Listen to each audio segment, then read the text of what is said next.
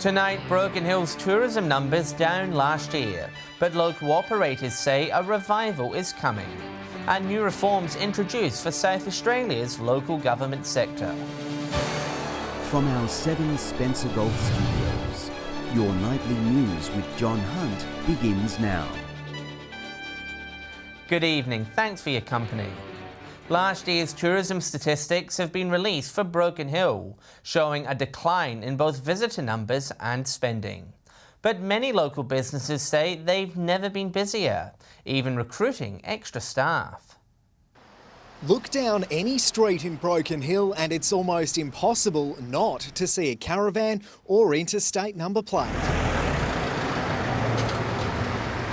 A COVID cloud bringing a silver lining. We've been inundated, especially from New South Wales tourists, because normally New South Wales people don't come out to Broken Hill. While most businesses in town are seemingly run off their feet, last year's tourism figures don't back that up. Figures from Destination New South Wales show outback visitor numbers were down 37% in 2020, a shortfall of more than $150 million compared to 2019. And it's not right. Try and get somebody to sleep in Broken Hill at the moment. It's packed. Business booming at Pro Heart Gallery with 2 extra staff members hired to deal with the influx. People are spending, and I didn't think they'd actually do that, especially after all the toilet paper they bought. Border closures seemingly working in Broken Hill's favour. En route to Darwin. And I thought I'd come this way. This is not my normal route to Darwin, but COVID has forced me this way and I'm delighted to be here. While travellers are also said to be staying longer, the challenge is now to showcase our city to those passing through. They will get out and see some things. A lot of them, though, you've sort of got to prompt it and you've got to sell it. Lachlan Itter, 7 Spencer Golf News. Dealing with councillor misbehaviour in South Australia is set to be overhauled through the largest local government reforms in 20 years. The state government is hoping a new body will help crack down on bad behaviour in the chamber.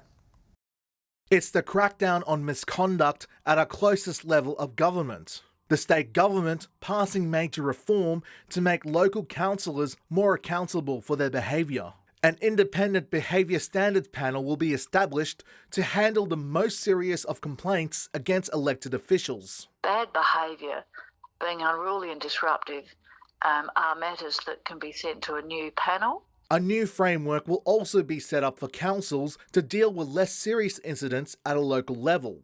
Ms Chapman says it's the biggest reform to local government in 2 decades. We want to give local government every possible tool to be able to be as effective level of government and give them the sufficient tools to be able to ensure that they can out bad behaviour. Whyalla Mayor Claire McLaughlin welcomes the measures that are about to be put in place. I think it's long overdue, and I think that it's really important that we have a system across the state throughout the councils that enables us to act effectively and quickly on poor behaviour within councils.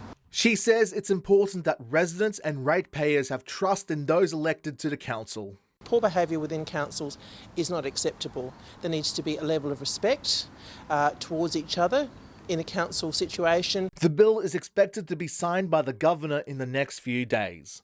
Mark Zita, 7 Spencer Golf News. A Ceduna woman was reported for drink driving after blowing 3 times the legal limit on Saturday afternoon. At around 1:40 p.m, police pulled over a vehicle to conduct a random breath test. The driver, a 47-year-old woman, blew 0.172. She was issued with an immediate loss of licence for 12 months and her car was impounded for 28 days. She will appear in the Ceduna Magistrates Court at a later date. Far West Proud's gift card scheme continues to exceed expectations, with more than $400,000 now loaded onto the cards. The uptake seeing a year's worth of money added in the space of just 6 months. They're the small cards giving Broken Hill a big boost. Far West Proud gift cards continue to be snapped up and spent in the Silver City. We've just exceeded $415,000 actually, so we're growing even in what we'd consider a quiet part of the year. That's double what had been loaded onto cards prior to Christmas, the equivalent of 3 years of card purchases in just 6 months. What's more exciting about that significant figure is 79% of that already used in local businesses. The scheme a way to keep money in the community. They work like any other prepaid EFTPOS card, but can only be used in the Far West. Businesses say it's becoming a popular gift for family and friends, even given as a welcome to new staff. It's a personal touch in the gift card that we're using this as a gift, and yes, we're giving it, but we're also giving back to our community, so it's a win-win. The flow-on effect's also significant. For every single dollar spent, experts estimate it will be recirculated 7 times. Purchase a coffee at a local cafe, and then that local cafe uses that money to go and purchase milk at a local supplier, and that supplier goes and purchases that milk from a local distributor. More than 190 businesses accepting the cards, with those who don't encouraged to get on board. It's just a great resource for keeping money in Broken Hill and making people spend it here rather than travelling elsewhere. Lachlan Itter, 7 Spencer Golf News. Still to come tonight, calls for road upgrades to be a priority in the South Australian budget, and a Whyalla charity in need of helping hands.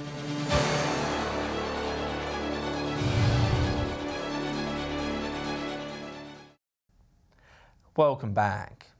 South Australia's Chamber of Mines and Energy is calling for more money to be invested into regional roads. It's made the recommendation ahead of the state government releasing its next budget.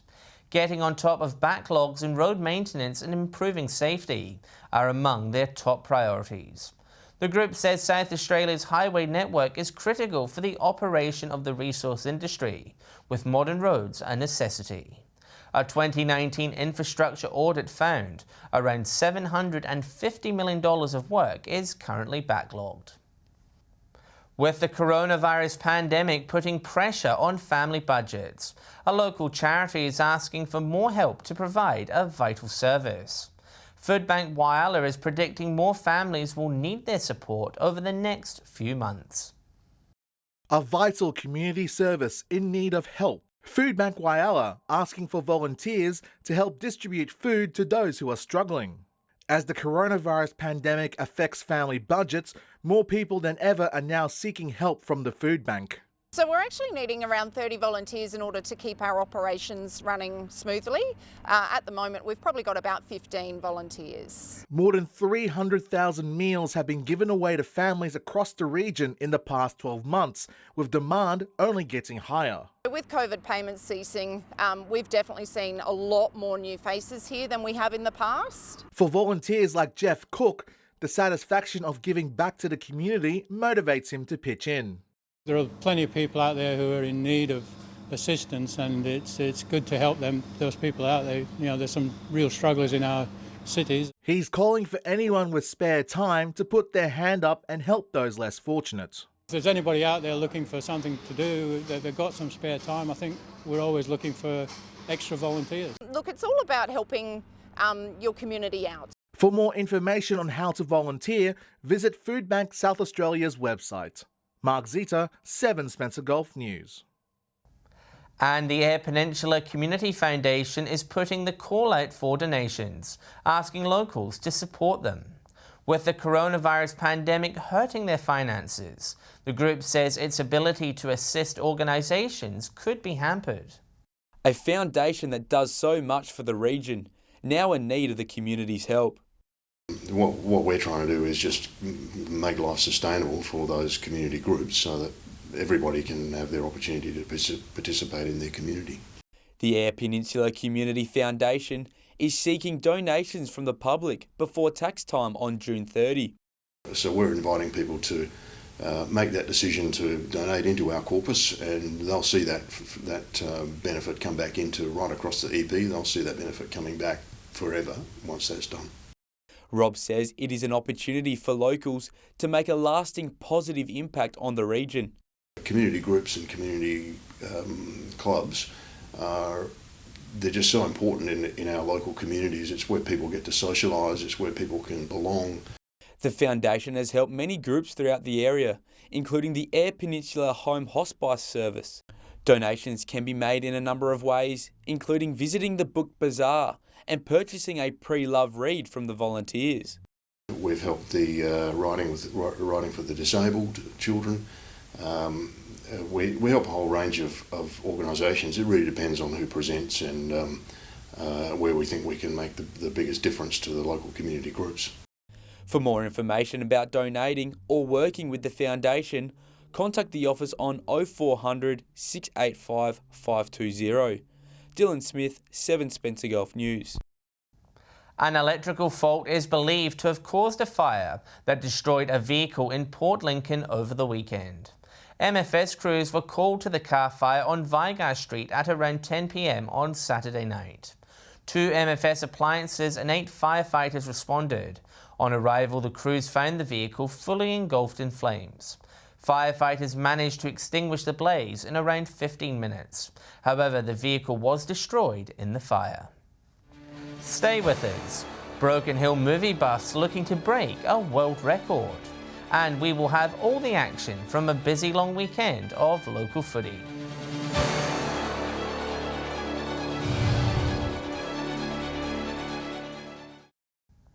Organisers of Broken Hill's Monday Bash are hoping to bring Mad Max back to the Plains. They're asking festival goers to help them break the record for the largest gathering of Mad Max characters.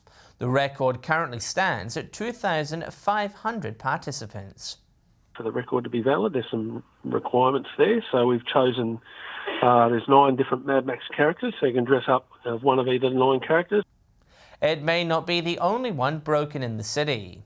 The Nutbush City Limits Dance-Off is also on at the same time, attempting to be the largest group to show off their Nutbush moves. It was a big long weekend of football across the region, with the annual Mortlock Shield being fiercely contested in Port Lincoln, while the Whyalla and Spencer Gulf Football Leagues renewed their historic rivalry. Dylan Smith has this week's footy wrap. Centenary Oval might look empty now, but there wasn't a spare seat in the house at this weekend's Mortlock Shield. The carnival off to a fast start, with Western Air defeating Lincoln Districts by 13 points. All eyes then turned to this year's Bolters, with Lincoln City upsetting carnival favourites Eastern Air by 13 points. Great Flinders kicked off their campaign with a 19-point win over Lincoln Districts. Mortlock Shield President Robin Rousell pleased with the football on display. The standard was really good and it was so great to see it being close as well, and I think all the teams enjoyed playing each other. Saturday's results set up an exciting finish on Monday, with a number of teams still in the hunt to take home the Shield. Bucking the trend, Lincoln Districts defeated rivals Lincoln City by 32 points, denting their hopes of claiming the Shield. In a thrilling finish, the boys from Great Flinders claimed this year's Shield, beating Lincoln City on percentage. Eastern Air's Asiri Rakiwaza taking out the player of the carnival, while Macaulay Glover from Great Flinders was awarded the best player under 21, dominating the 2 days on the wing. Around 2,700 tickets were sold over the 3-day carnival, with the crowd welcoming this year's edition after COVID forced the cancellation last year. Robin was pleased with the support shown by the community and the sponsors. Thank you to all our sponsors, because without them we would not have a Mortlock Shield. Meanwhile, in Port Pirie on Saturday afternoon, the Spencer Gulf Football League continued their dominance over the Whyalla Football League, defeating the Steel City boys by 96 points. Andrew Wright and Caleb Ritter were best for the Spencer Gulf side, while Daniel Collison and Lockie Tansell toiled hard for Whyalla, despite the margin. That's all from a big weekend in interleague sport from across the region.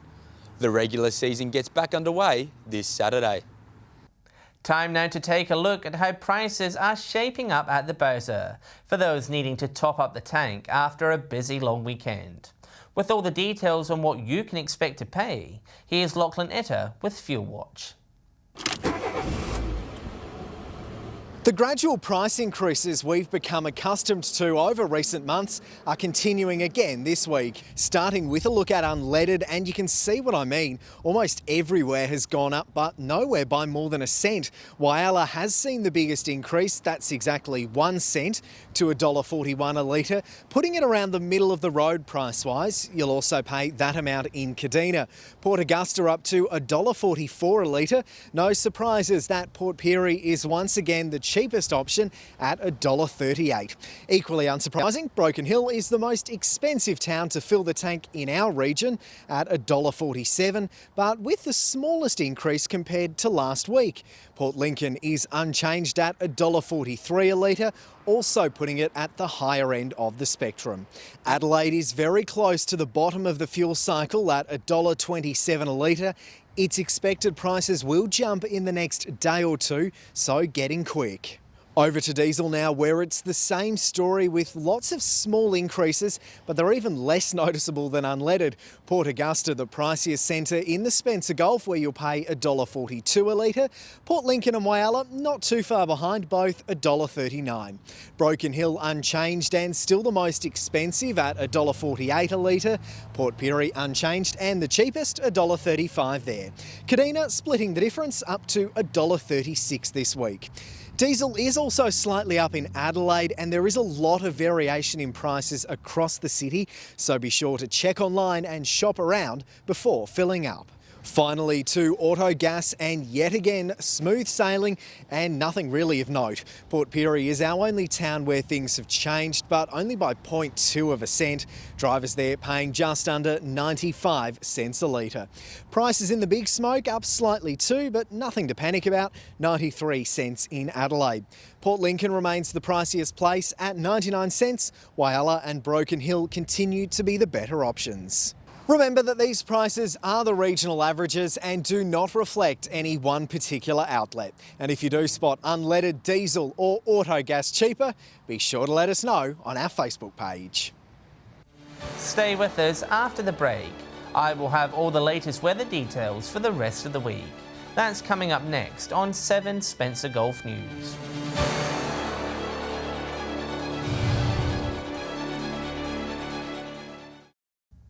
Hello again.